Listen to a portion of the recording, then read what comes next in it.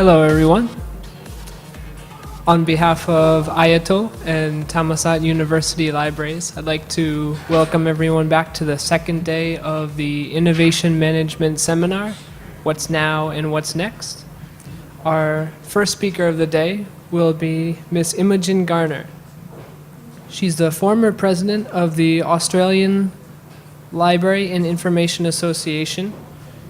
She's the director of the John Curtin Prime Ministerial Library at Curtin University and a board member of the International Association of Scientific and Technological University Libraries.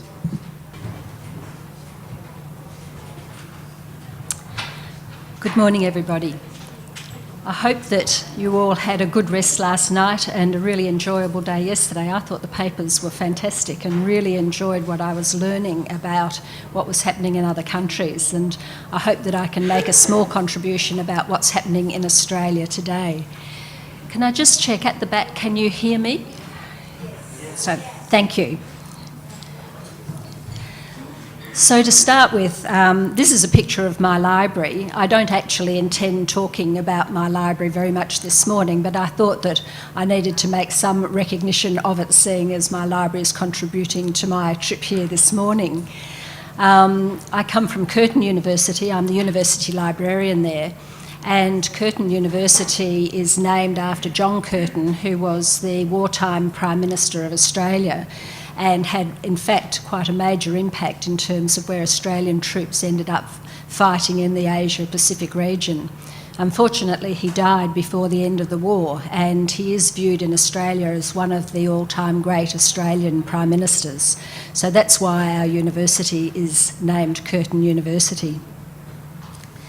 Today I'm actually not going to be talking about Curtin University, however, I'm going to be talking about the Australian university library scene more broadly than one institution. Just to give a bit of a perspective here, Perth is 1 hour ahead of Bangkok. It's actually on the same time zone as Singapore, and I can fly to Singapore, if I want to visit Choi, in 5 hours. By comparison, I can fly to Sydney, which is on the east coast of Australia, in under 4.5 hours, and the time zone is a 3-hour time zone difference in summer and 2 hours in winter. So in fact, from where Curtin is situated on the west coast in Australia, our links to Asia are probably more convenient, in fact, than our links to the east coast of Australia. However, we do most of our business within Australia at this time. We have many international students who come to Curtin to study library studies, and talking to a number of you over yesterday, we identified that quite a few of you have library staff who were trained at Curtin University. In fact, 30% of the students who come to Curtin are international students. So it's a very strong link that we have into the Asian region, particularly in areas like Malaysia, Singapore. You may be aware that a few weeks ago our Prime Minister launched a white paper, and the white paper was called Australia in the Asian Century. And it was really highlighting the proximity of Australia to the Asian region, and the notion that Australia needs to be much more aware of what is happening in Asia in working with the Asian countries. And I think that as this paper gets discussed, it's going to really have an impact on policy development in Australia, in universities and in university libraries. These are the university libraries as they are today. You will notice there's something rather strange about this map. Everyone lives on the coast or near the coast, and the empty centre has nobody in it really at all. Most of the universities are in the capital cities or just inland in regional centres, but in fact there's a huge big centre of Australia that has nothing at all. We have 39 university libraries in Australia, and what I do want to talk about this morning is how we work together in innovation management And we do this through a Council of Australian University Librarians, which we refer to colloquially as CAUL. I am not here representing CAUL, but I am a member of CAUL, and so this is my personal view of how I see the way CAUL goes about its business.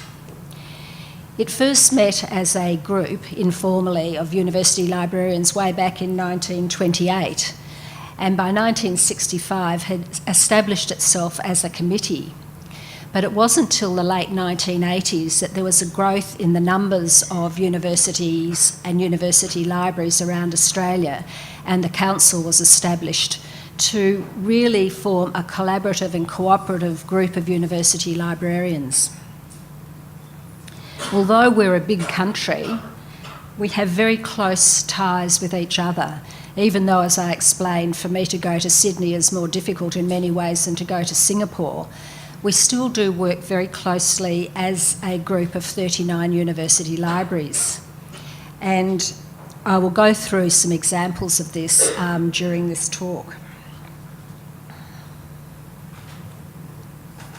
CAUL has a strategic plan, and if you're at all interested, you can Google search CAUL and you'll find the strategic plan and all the detail on the website. But essentially there are 5 goals in the strategic plan about the 5 areas that currently we see as the most important areas to develop our actions around. We provide information and leadership in information policy. We're involved in facilitating what university librarians do in their universities around teaching and learning and research. CAUL does not speak on behalf of individual university libraries, but rather provides information and support so that we develop strategies in our universities that reflect what's happening globally and nationally. We aim to maximise access to information resources and promote our role in scholarly communication and information management. And we're also very concerned to promote improvement and best practice. So I want to talk about how CAUL actually does this. The CAUL structure, we have an executive board led by a president, and we have a very small national office. And we also have advisory committees. And listed on the screen are the 9 current advisory committees. They're not static, they change as our needs change. And I have to say that for most of these committees, they're relatively new. Each of the committees is led by a university librarian nominated by the executive committee. There's at least one other university librarian on each committee. There are practitioners, and we think this is very important because often university librarians and directors don't have the detailed knowledge that's necessary to discuss some of the issues that are so important. And so we have practitioners on most of the committees, and we also have a very close relationship with our colleagues in New Zealand. And because of this, we often have a New Zealand university librarian on the committees as well. Nearly all of the university librarians, the 39 university librarians, belong to one of these advisory committees. Each committee is required to have an action plan, and each committee has terms of reference. And what is really important for us is that the committee monitors and identifies trends that are happening and new developments and brings those issues to CAUL meetings, so that we are constantly being updated in what's actually happening around teaching and learning or around copyright. And in Australia, copyright is a really big issue, or around the development of electronic information resources. We meet face-to-face twice a year. So although it's a big country and we travel long distances, we actually all gather in one of those cities or regional areas twice a year. And we have business meetings. We discuss a range of issues under the business meeting. But what's really important for information management is that we have what we call hot topic sessions, and they often go for half a day, maybe a bit longer, depending on what the issues are. And members of CALL from the advisory committees or guest speakers are invited to come and address the university librarians. And this is really aimed at keeping us in touch with what's actually happening as a cooperative group. So we're all really following the same directions. We know what's happening at the same time. And having the hot topics means they have to be very current, breaking issues, things that we're really wanting to be aware of the moment. And this, I think, has been something that has developed again over time and has become a really worthwhile reason why university librarians will get on a plane and travel 3,500, 4,000 kilometres across the country to actually participate in the CALL meetings. We have a very good turn up to our meetings, and I think it's because we are really focused on innovation and what's happening in our profession, not just within Australia. We're also very interested in what's happening in the international environment as well. So what's new? I can't go through all of the dot points I've listed down under here, but what I've done is take the 5 goals of CALL and just noted some of the key points, things that I'd really just pulled from the CALL agendas of the moment, just to highlight the sorts of things that we would talk about that would actually direct us in where we're going with innovation. And the first one is about communication and influence. And the first one I note is open access. And you might very well say, well, that's hardly new. I mean, we've been pushing the open access policy agenda now for a number of years, and that's absolutely true. But in Australia, a lot of the funding that goes to research is provided by government, and it's provided by various councils such as the National Health and Medical Research Council, such as the Australian Research Council. And until very recently, neither of those councils was interested in open access. In fact, they didn't seem to be aware that it was, in fact, an issue. And members of the CALL executive and the advisory committees worked very hard in lobbying both of those committees to try and engage them so that they could ensure that the results of publicly funded research was made freely available on the web to the world. Initially, the NH and MRC agreed that they would pursue an open access agenda. It took some time. Government bodies take some time to actually implement policy. But last year, the Australian Research Council said no, they were not interested in open access.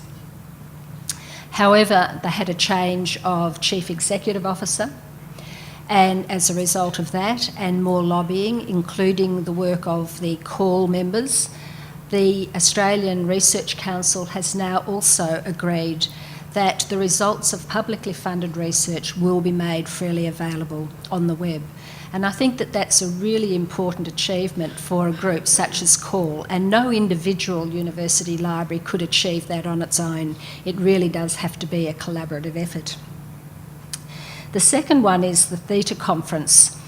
In fact, we've had these conferences. They were called EDUCAURS Australasia in the past, but the purpose is to have a conference every 2 years, which is arranged by the IT group, the University Library Group, and the Directors of Teaching and Learning. And the theme of the conferences is around the development of IT in higher education.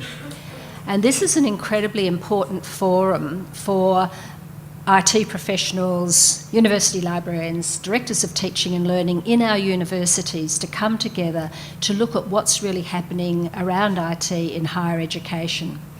And through those conferences, we get the new ideas for innovation and what's happening.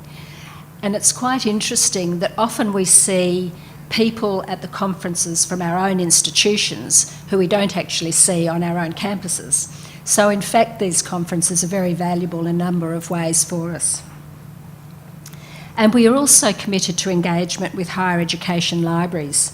I mentioned already that we have a strong relationship with our colleagues in New Zealand.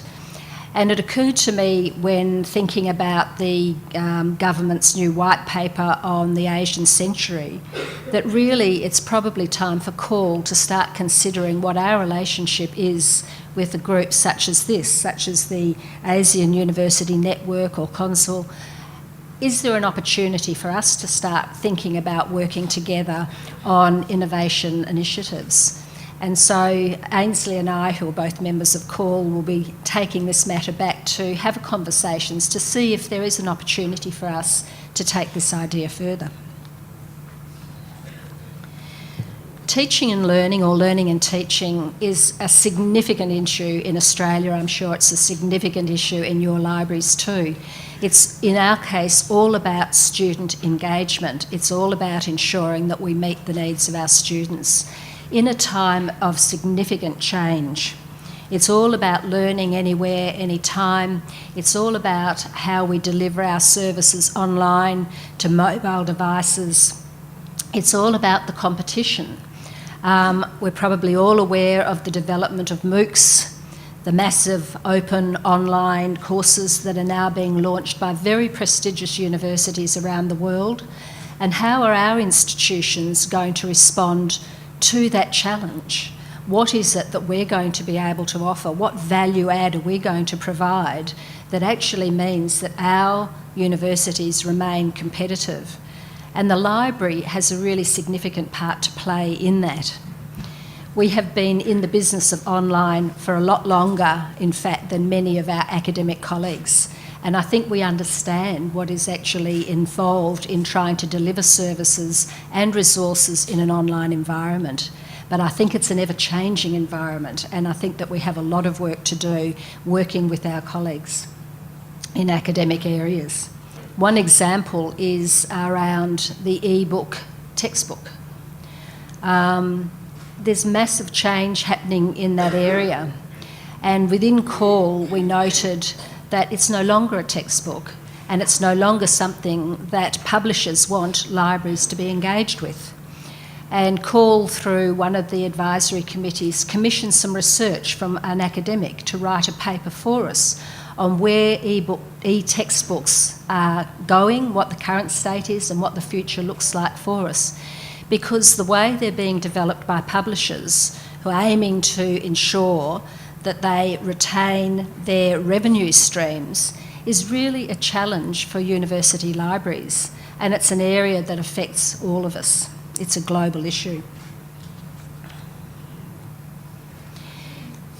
In research, we're still developing our institutional repositories, particularly in relation to open access. We are actually looking at digitising collections. CALL has run a survey around all the 39 members to find out what are those collections that currently are held in university libraries that really should be digitised, that really we need to be aware of and make available. And we're not talking about the fairly basic teaching and learning collections here, but the precious research collections that we really need to be engaged with. We're still struggling with data management issues. I think someone said yesterday we're needing to get involved earlier in the research life cycle and what we're going to do to assist researchers in managing their data.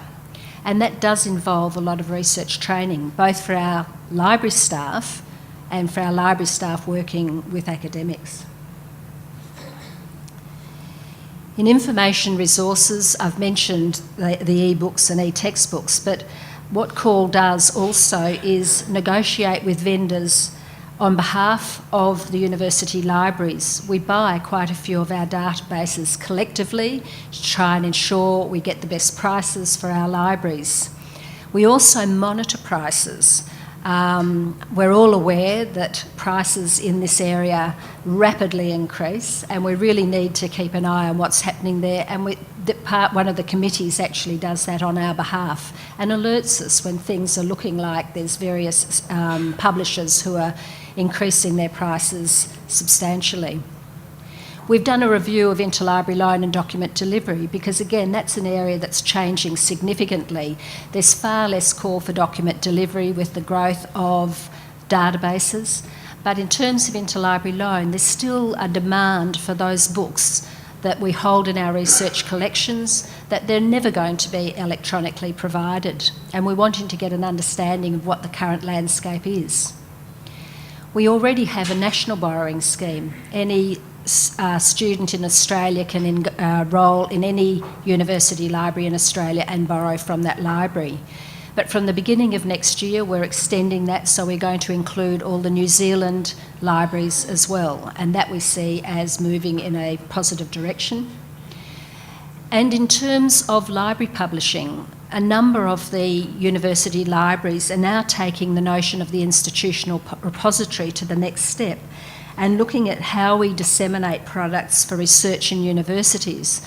A lot of academics are never going to get a monograph published. There's just not a market for it. It's not economically viable for publishers to be engaged. But university libraries can produce ebooks. They can produce print-on-demand books. And a number of university libraries in Australia are now doing publishing in the library of research books and journals. We're very engaged with quality and always have been, and value. We collect annual statistics, and these give us the background to what's really happening in our libraries. We report on our expenditure so we can see, who are the big spenders, who are the small spenders. We report on library hours. What's the expectation? Most of us are being pushed to open our libraries 24/7. Most of us don't do it yet, but I think in the next few years we will be. We compare seats, and we were talking about the number of seats yesterday in libraries, how many seats there are, what would be the expectation. And of course we report about our resources and our ebooks, and we know that there's been a flip. We know that now there are far more ebooks being bought in libraries than print copies. And just to compare, in first semester in my library, we bought 6,000 monographs, print, and 21,000 ebooks.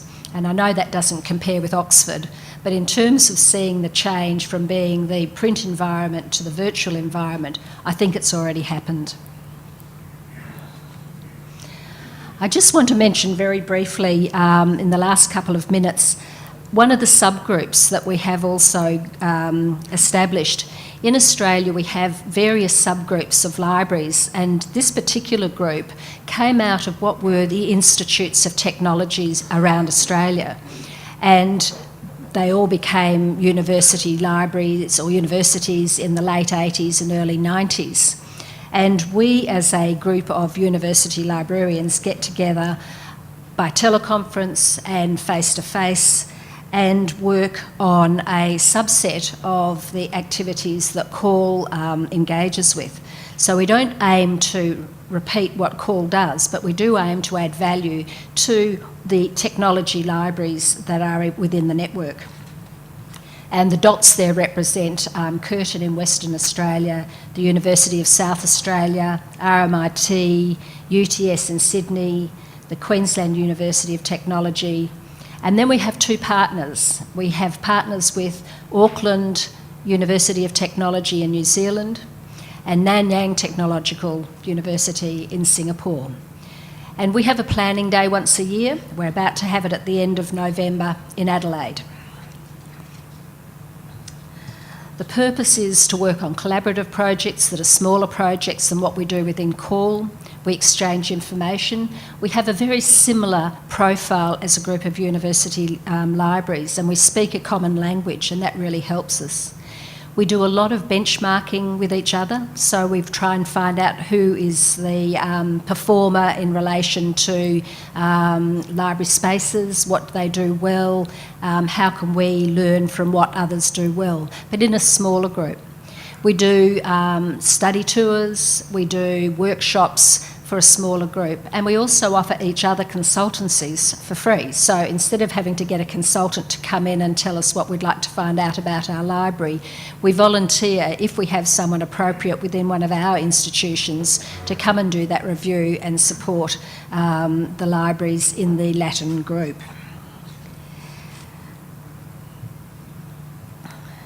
And I think I've run over the actual group there, but Latin, all the Latin members are members of IATL. We all have a common purpose and support. There are other university libraries who also are members of IATL and come to IATL conferences. But very much the Latin group, as a group, have very similar profile to the aims of what IATL is about. And so we see it as a very valuable development, and one that possibly we can expand and think of additional partners, because we're not just sitting in Australia down the bottom of the world doing our own thing. We are really interested in what happens in other countries and learning from what happens in other countries. And that's why a workshop such as this is so valuable to someone like me. And I thank all of you who've given papers, because I found them so helpful to me. So thank you very much.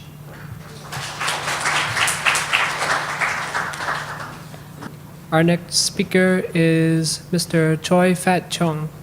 He's the former president of the Library Association of Singapore, the university librarian at Nanyang Technological University, and a board member of the International Association of Scientific and Technological University Libraries. Good morning, everyone. I'm so glad to be back in Bangkok. I've been to Thailand a couple of times. In fact, I have managed to meet quite a few old friends when I first met about 12 years ago when I first came to Bangkok. So thank you for giving me the opportunity to talk about some of the work we are doing in Singapore. So my topic today is, as seen on the slide, what libraries want of graduates from library and information schools. Okay. So in the last few years, our libraries in Singapore have been quite concerned about new graduates entering into our profession and how they're able to carry out the work that we do in a very rapidly changing world. And so we did some work to address that concern. Now you might ask, what's the relation of this topic to the scope of this workshop, which is about innovation? In fact, there's a lot of, all innovation starts with people, and that's the connection. We cannot innovate just with money or with good infrastructure. It is people that starts innovation. So it is very important for the profession to make sure that we nurture the right people, we train the right people to do whatever innovation that's needed to move our libraries forward. So before I talk about addressing this issue, maybe I just give a broad perspective of the way libraries are organized in Singapore. As with many other places, of course, we have many different types of libraries, and they fall into the different groups like academic library, public national library, special library, and school libraries. So Singapore is a very small place. Recently we only have 5 universities, and we have about 5 polytechnics. That's the extent of our academic libraries. Yeah. And those organizations, there are 2 organizations that have some influence over the work of libraries in Singapore. One is, of course, the Library Association of Singapore, and then the other is an informal group called the Council of Chief Librarians. Yeah. So unlike CORE, which is probably better organized, Council of Chief Librarians is a very informal group. There's no chairman or chairwoman. When we meet together, we rotate the chairmanship according to the institution where the meeting is held. And of course, supplying manpower to our libraries is our only library school. Of course, it's not called library school. It's called the Wee Kim Wee School of Communication and Information. And of course, this school was established only about 15 years ago. So people like us were trained elsewhere. Many of our librarians are trained in UK, Australia, and United States. So there are fewer such people around today. Most of our librarians are trained in our local library school in NTU. So as I mentioned, we have, in the last 5 or 6 years, we have been deeply concerned about the type of graduates that is produced in our library school, the ability to meet the workplace requirement in our rapidly changing libraries. So about a year ago, we decided to form a committee called CISPIN, which stands for Committee on Information Studies Programs and Industry Needs. Okay? Members are drawn from different sectors, as I shown in the first earlier slide, and I'm the chair of the committee. So we produced a report, the first committee report, which I will spend some time describing to you. The terms of reference there is very simple. There are only 3 terms of reference. First is to provide the library school with some ideas, some demand on what kind of graduates we want to see being produced from the school. There are other 2 terms of reference which we will not go into today, but they're equally important. We want to also explore alternate routes of people to get professional qualification. This is of course a very sensitive issue and has a lot of impact on the current library school.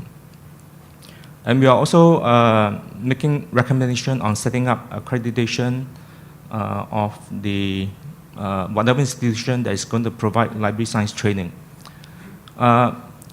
We never had such accreditation function in the past because we only have 1 library school. So we really have to support the library school in terms of accrediting their program.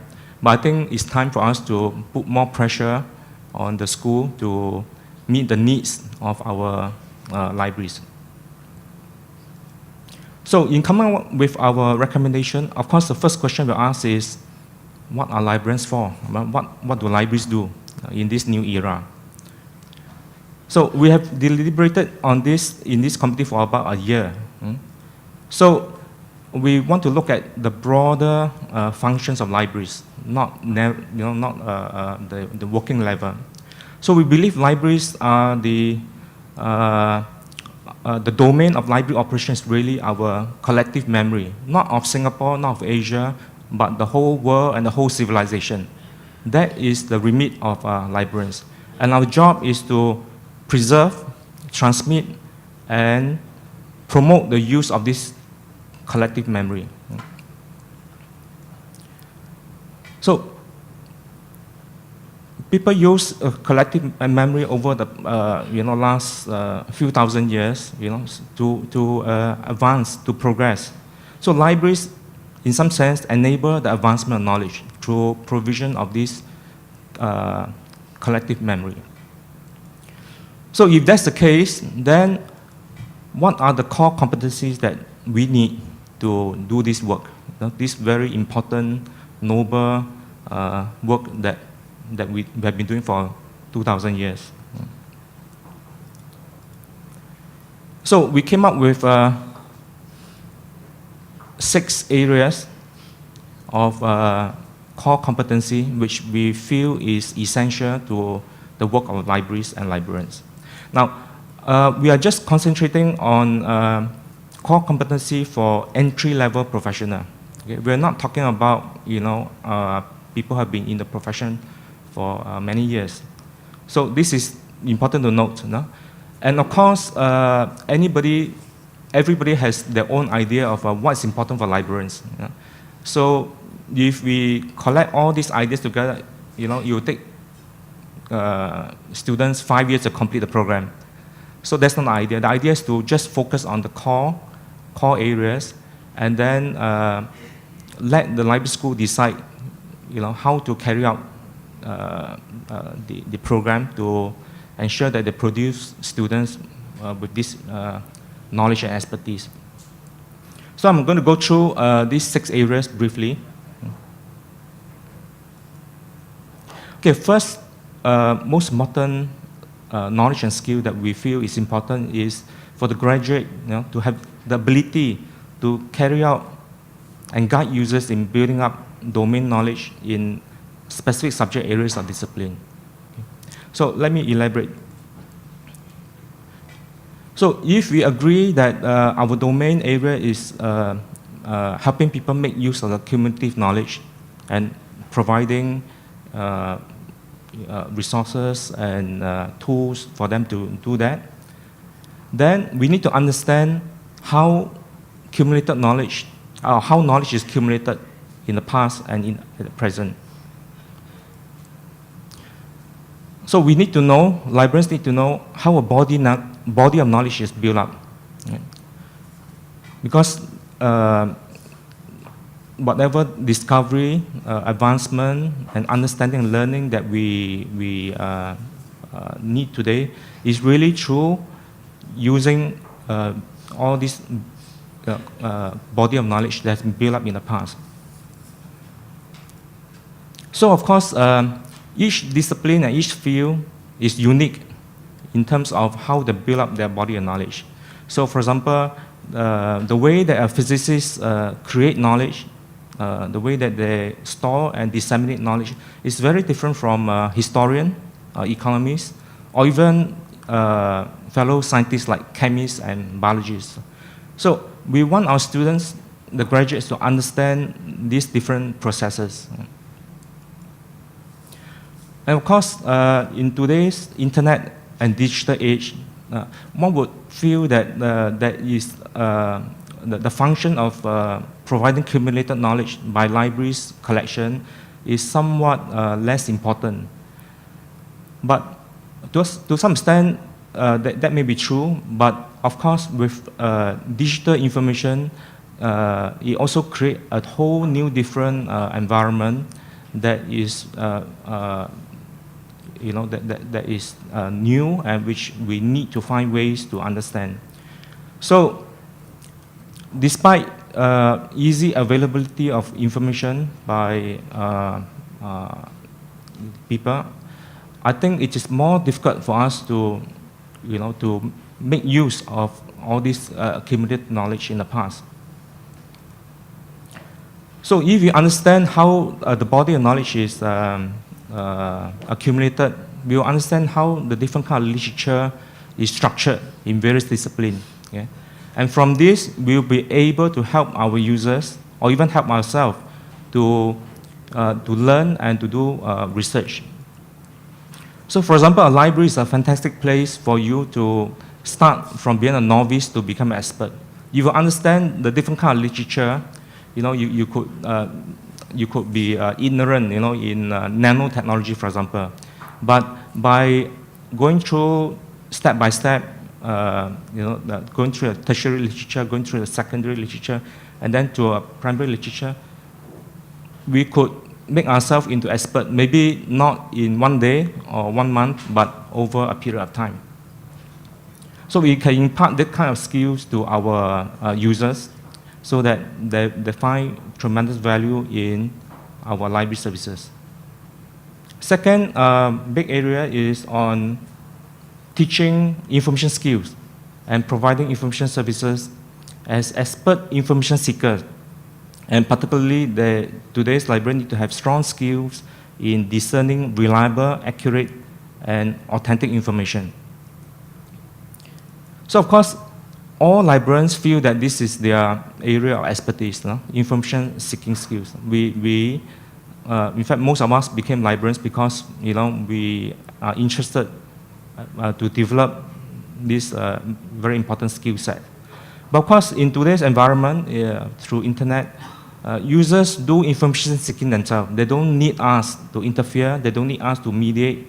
They can very well just go to a keyboard and type in some keyword to find whatever they need.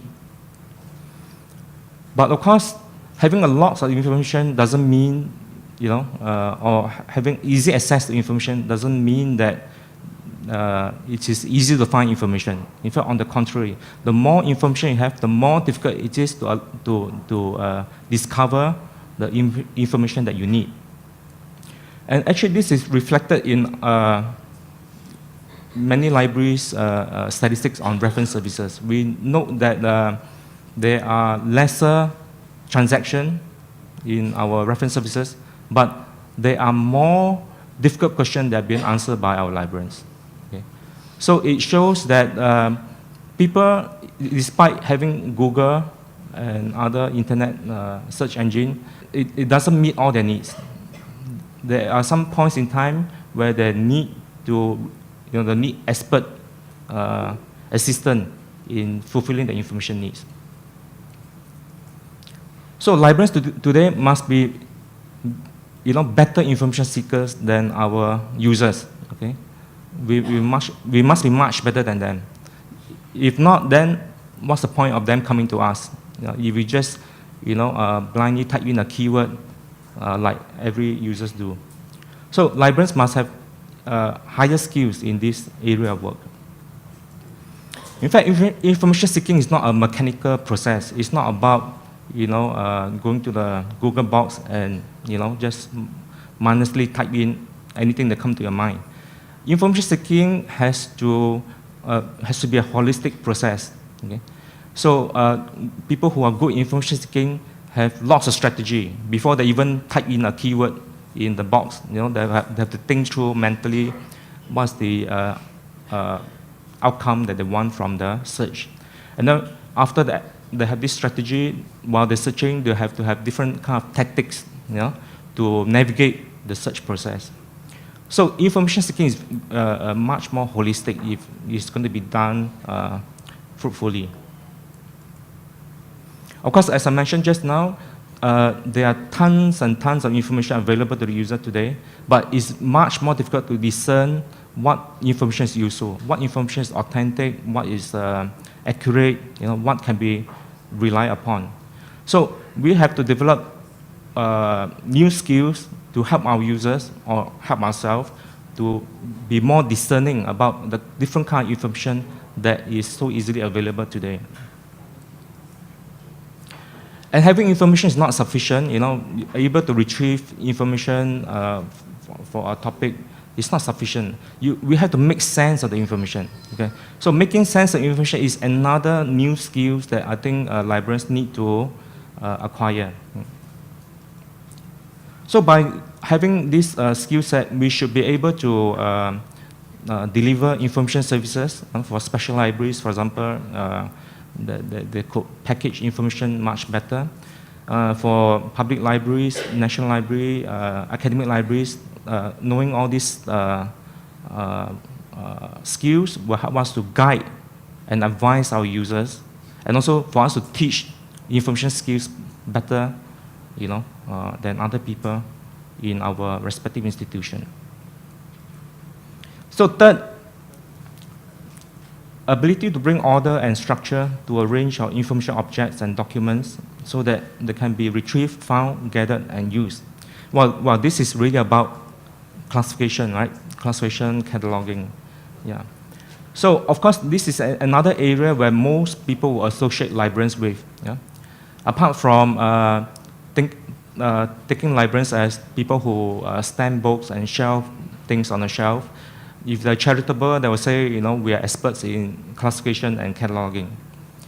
So in the last 200-300 years, libraries, of course, have developed, important principles about organizing large group of documents.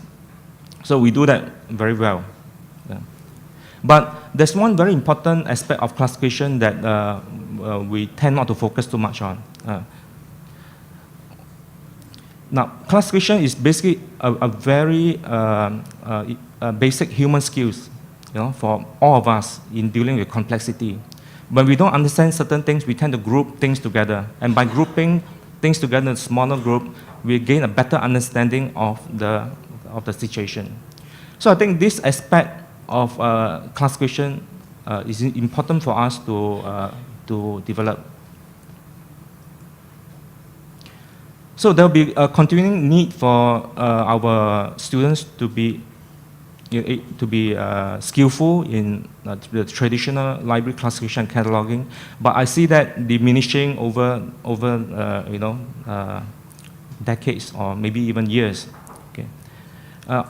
Of course, at the beginning of the internet, we thought that we could apply some of this principle to organizing the whole of internet, but I think that is not very realistic, and maybe it's better to leave it to Google and their page rank system to order information. But apart from that, the principles we learn in classification is still very important in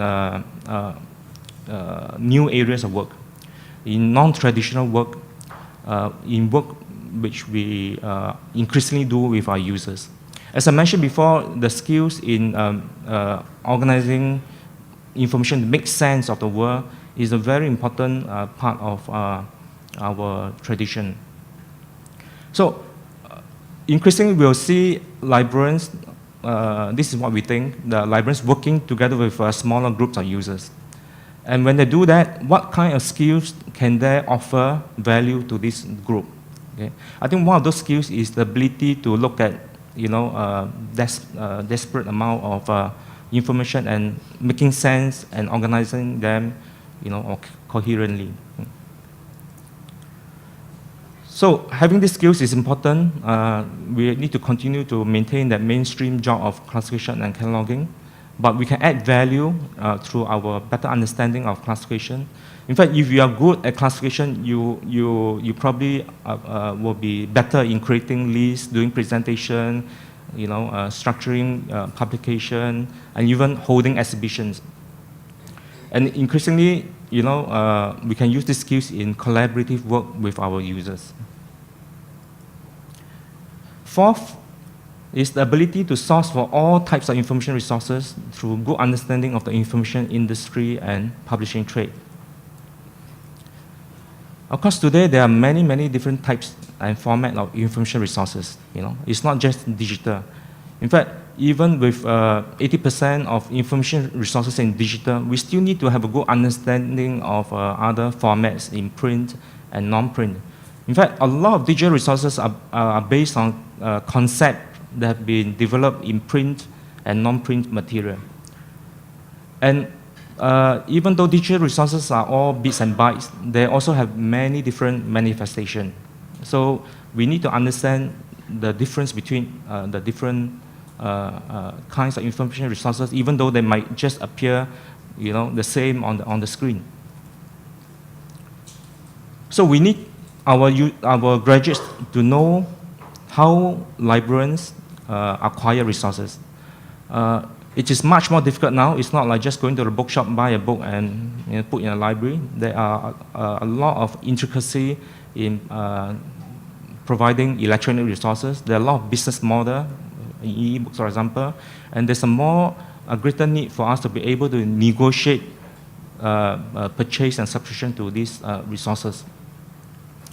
And after we acquire the resources, we still have to make sure that it is accessible, to our users. Okay. Going back to the analogy about the book, in the past or currently, when you buy a book, all you need to do is to catalog, classify, put a label there, put it on the shelf, and that's it. You leave it to the users to do it themselves. But when you acquire electronic resources, a different kind of processes kick in. You have to make sure that it is accessible on the network, and there are lots of problems on the network. You need to be able to troubleshoot when a problem arises. So you need to have some knowledge of technical issues involving the provision of electronic resources over the network. And also managing these resources are quite different from managing print resources. So a different set of usage matrix need to be designed. And you have to deal with copyright issues, licensing issues. So it's a totally new world altogether in terms of managing these resources. So to do all these things, the graduate must be able to have a good idea of what the publishing trade is about, what is the development going on, and there are lots of changes going on in the publishing trade, and also the information industry. And particularly in the new information environment, this is where a lot of new user-generated data is available to people. There are more vanity press publication type of format. So how do we deal with this mix of different environment? Fifth is the ability to tailor library information services that are effective in meeting different information and learning needs of users. Okay. So, as has been said many times, users are the most important people, most important factor in any libraries. Without users, libraries don't exist. Users are our lifeline. So we have to pay particular attention to our users. We need to understand their information-seeking behavior. We need to understand how they acquire knowledge, how they learn in the new environment. Just like we, decades ago, we tried to know our collection well to serve our users. So of course, this is nothing new. Many studies have been done in the past about how different types of people behave. In fact, there have been very prominent studies in OCLC, in UCL, about how our digital natives are dealing with information today. So because people all around the world use the same system, so their behavior is quite similar. But there are certain local differences that our graduates need to understand. So if you understand this, we will be able to interact and engage with our users successfully. We will be able to understand why they do certain things.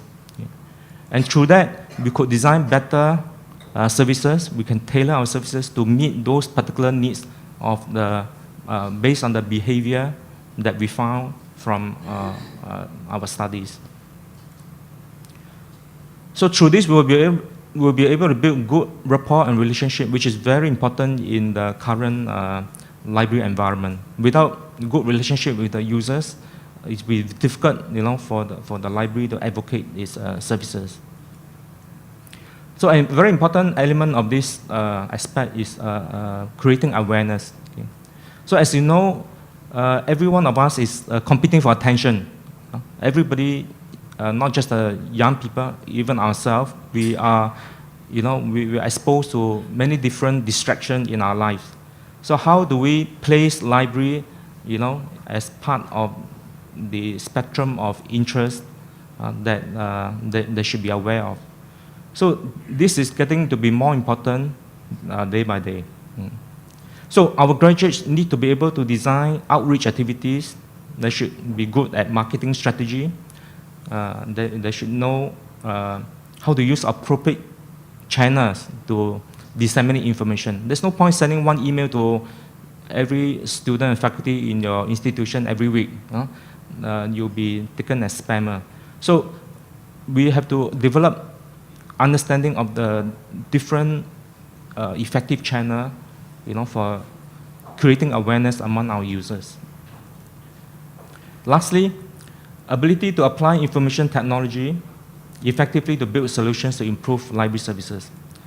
Of course, we all know that today technology underpins many library services.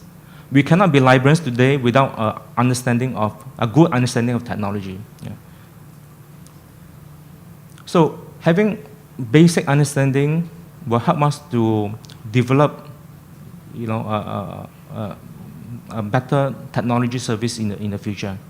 Of course, we don't expect librarians to be technologists. We don't expect them to be programmers. We don't expect them to be coders. But we expect them to understand technology sufficiently so that they can participate intelligently in a project team, building services that are based on technology. Having said that, because libraries today uses so much technology, our graduates must have good basic knowledge, practical knowledge of those library systems that we employ every day. Like our library management system, mobile devices, even social media tools. And more importantly, with rapid changes in technology, the graduates must learn how to keep aware of emerging technology that may have an influence on the work that libraries do, so that we are able to match this new technology with potentially new services that can benefit our users. So apart from these 6 core areas that we want our library school to focus on, we also feel that it's important that we attract graduates with certain important attributes. Yeah. So for example, strong social and personal management skills is important. It may not be the domain of the library school. It may not be the job of the library school to to train people with such skills. But it's important for us to recognize that these are very important skills in the workplace. Okay? So, for example, they can tailor their assignments, their work requirement using, or test assessment using this kind of skills. And most important of all, what we feel is important for the new librarians is that there must be dedication and belief in the ideals of the library and information profession. Okay. So without this, then I think we'll just be technicians. If you do not believe what we do, if you do not understand what's the purpose of libraries in the world, then we cannot call ourselves a profession. Yeah. So, of course, it is difficult for the library school to do this work, but I think it is important for the library school to help our students develop this inclination. Yeah. So in conclusion, okay, we are living in a world which is very disruptive in terms of changes. Okay. It's changes that it's difficult for us to prepare for because the changes are not incremental. We cannot predict what's going to happen tomorrow, So these changes are disruptive, meaning, it happens suddenly and you just cannot do enough to prepare for them. So the only way to prepare to meet these disruptive changes is really to have well-trained people. Because it's people that are able to respond positively to disruptive changes. So in conclusion, nurturing innovative, competent, and dedicated professionals is the best strategy for us to face disruptive change in the future. So if you're interested in the CISPIN report, it can be found in the Library Association of Singapore website. I have given the address there. Of course, it's a continuous developing program, so we welcome any feedback that you might have, on those recommendations that we have given. So thank you very much.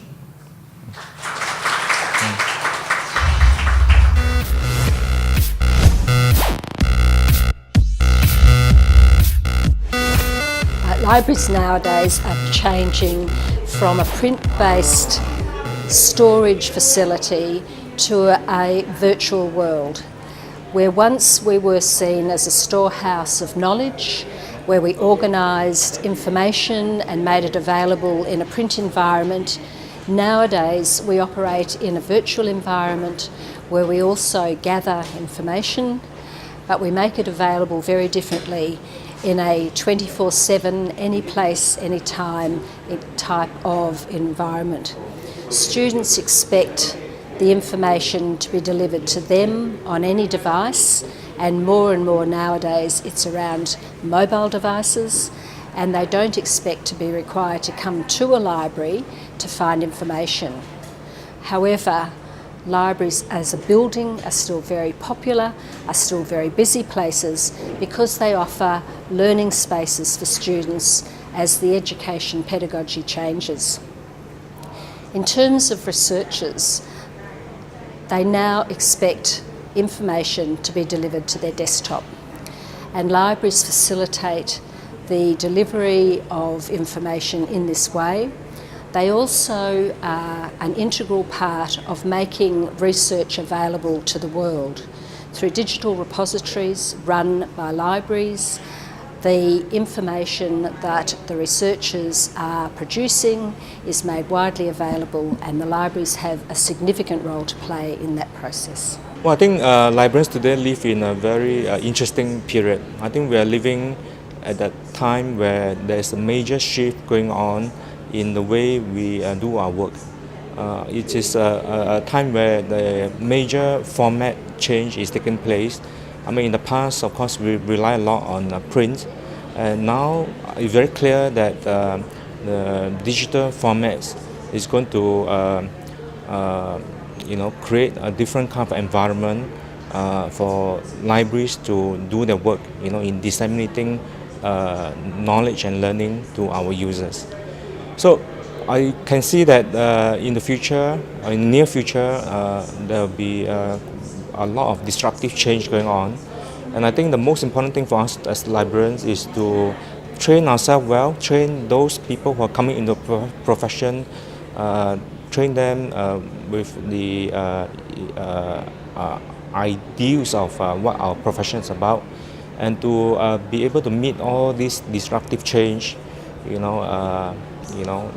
which will really lead to a different kind of profession in the future. Yeah, I think the workshop has been useful in giving a very rounded overview of issues that are faced by different countries, and there's so many similarities that our speakers from all parts of the world has presented. Certainly there are some differences, but by and large issues faced by our libraries are quite similar, and that reflects the kind of global environment that we live in.